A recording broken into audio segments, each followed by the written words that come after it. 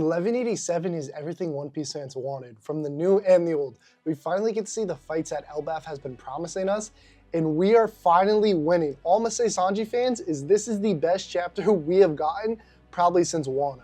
1187's cover features the Vinsmoke family, and this is just a nod to their family dynamic, as we have Sanji's sister holding the ugly duckling that takes on the appearance of Sanji, and the rest of the duck family is of course Sanji's father and brothers, as the sister fends them off. Picking right back up from the last chapter, we finally get to see the aftermath of the Luffy IMU punch, and it is absolutely insane, to be honest with you. I did not think Luffy had this much power. I was kind of downscaling this attack because to me it looked like Luffy off-guarded IMU, but we see IMU get pushed back a while here. And like every other reader reading this, Loki is absolutely shocked that Luffy had this in him. Yet the fight is not over, and before IMU can even get off his back, he immediately goes into the offensive. IMU shoots what looks like to be these two talking flames, and these are the black flames that he has been using, the omens that he has been using in his arsenal. And what is interesting to me is that they have faces on them, and it looks like they can communicate and talk.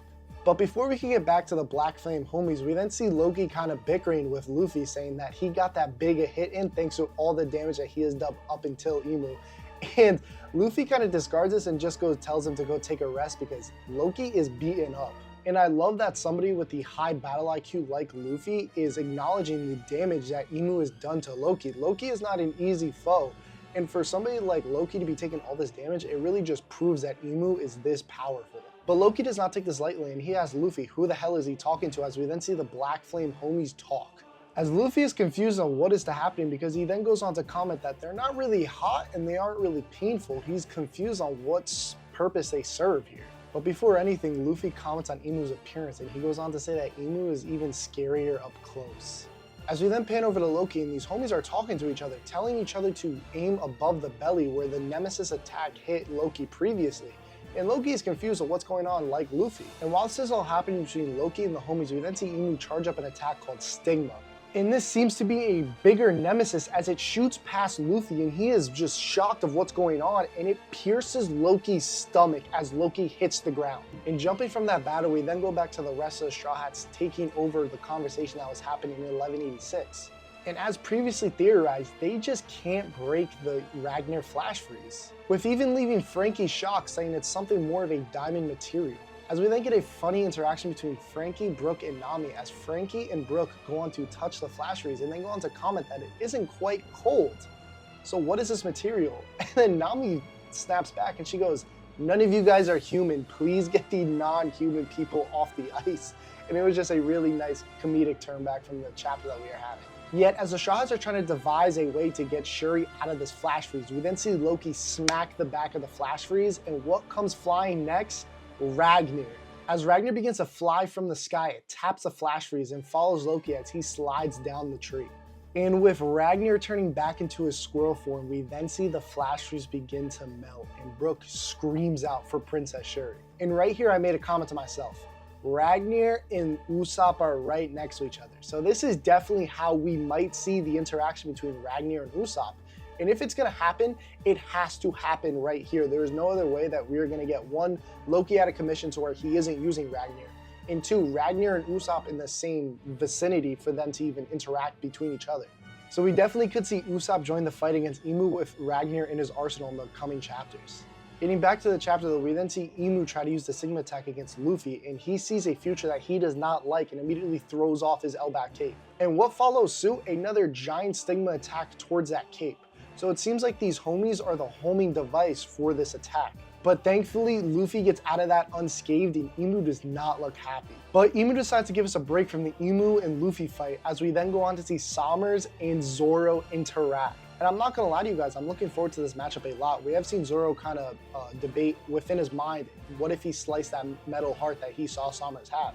So I think that is where this fight is gonna go. And we're finally going to get a scaling of what these Super Holy Knights have with this omen boosted power they've gotten from IMU. And we get this amazing panel of Zoro looking down on Sommers as they begin to talk. And Sommers asks Zoro what the hell is he doing here, because wasn't he just at the village? But Zoro snaps back immediately and goes, "You guys ruined our reunion with some old friends." And Sommers goes on to say, "Oh, sorry about that. My associate will be bringing about 10 or 20 kids over here and we'll get out of your hair." And this is honestly why I love the dynamic between Sanji and Zoro, because Zoro immediately snaps back at Summer saying, oh, is that so? Well, one of my associates is in fact in that said village, and I don't think that your guy will be coming back due to him. And Summers immediately snaps at this and he goes, oh, may I ask why? And then Zoro gives the most confident answer I feel like we have seen in Elbaf, and he goes, cause he'll be dead.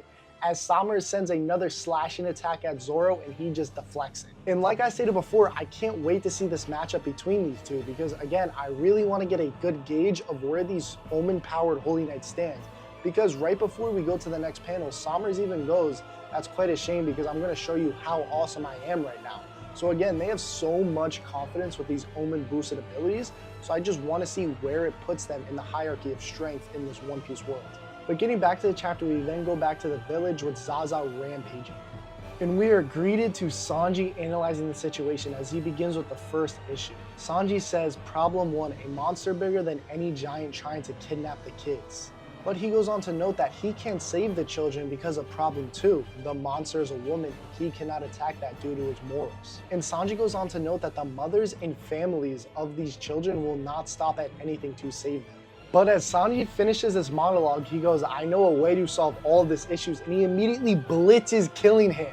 And he goes on to say that even though the giants may lose sight of you, you can't outrun me. And Killingham even has to give Sanji his flowers, noting that how tough Sanji really is, because mind you, Sanji just got up from an Imu attack. And yes, that is right, Sanji was just attacked by Imu and he got immediately up and then went on to speed blitz Killingham. Sanji is in his bag this arc.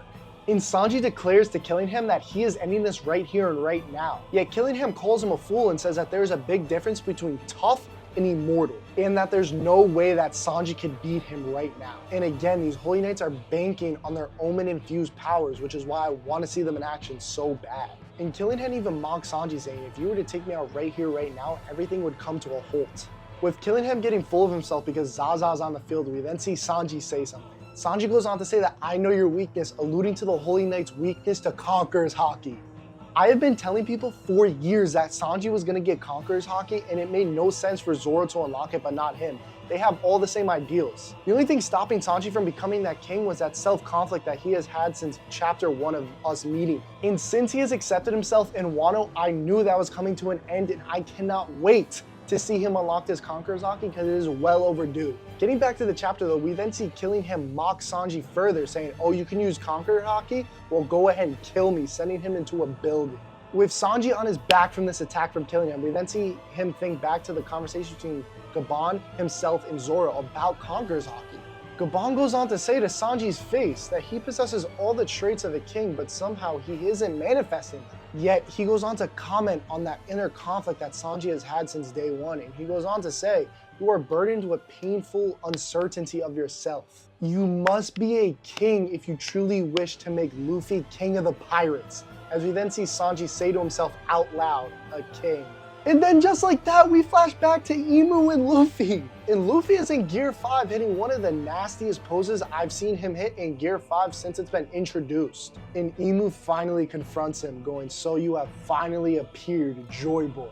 And Luffy snaps back at him saying, don't call me any other names but mine. My name is Luffy and I'm going to be king of the pirates. And the chapter ends with a close-up of both Imu and Luffy. And oh my God, this has been the best chapter we have gotten. This is insane. After reading this chapter, I had to take a little break because this was just insane to what I just read. One, my favorite Straw Hat besides Luffy is finally getting the much needed character development that he has been getting alluded to since day one. And not only that, we get to see Sanji get uplifted by Zoro. When have we ever gotten that? And I'm loving the confidence that they have in each other. And I feel like that is really what's going to propel Sanji into getting this next leap of Conqueror's Haki. And I've said it before and I've said it again, I want to see these Omen boosted Holy Knights in action. And what better way is that to do than in the heat of the moment, get Sanji to blossom into Conqueror's Haki. And again, Sanji has seen Black Flames, so on top of the Conqueror's Haki, we can then see him apply the Black Flames to his base arsenal, and on top of that, we could see Zoro use the Black Flames and potentially Omen into his attacks. There is just so much going on, and I haven't even spoken on the fact that Usopp could potentially get Ragnar. Ragnar has basically fallen into the lap of Usopp, and what better way for him to pick up and use Ragnar than right now? And that doesn't even begin to touch on the fact that we are finally getting Shuri out of the flash freeze, and she could potentially get a crazy lore drop of Imu on us. And I've been on record saying I'm not a fan of the Shuri next straw hat theories, but I feel like it's looking more and more evident by the chapter, and honestly, I wouldn't be opposed to it now. And I've said it before and I say it again, I think Imu's gonna lose his mind now that he is faced with a eerily similar form to that of Joy Boy, the person that put him in this predicament 800 years ago. And also, I think Luffy is gonna have to come to terms that he is eerily similar to this Joy Boy figure. We have seen it in the Egghead anime that he heard and saw the haki of Joy Boy, and he was terrified.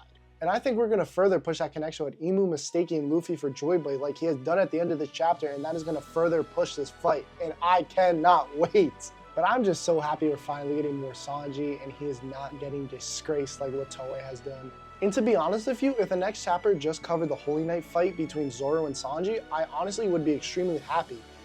I feel like we could put the Imu-Luffy fight on the back burner right now because there is so much other crazier stuff going on. But we did get the title card for both the Imu and Luffy fight, and it is looking like that fight is about to go down. On top of the Sanji and Zoro fights, everything is coming together, and I'm interested to see what Loki does now because Loki is out of commission. He's possibly bleeding out. I don't know if Chopper's going to be there to help him. Chopper's at the village, I believe, so I'm not too sure what is going on with him. But 1188 is coming soon, and it's not on break, so be prepared to see that later this week. Don't forget to like, comment, subscribe, and of course, if you guys enjoyed this video, be on the lookout for more. I appreciate each and every one of you guys. I absolutely love this chapter. Dare I say the best one of the year, and I can't wait to see where Oda takes the story even further in 1188. So with that being said, guys, I'll catch you in the next one. Peace.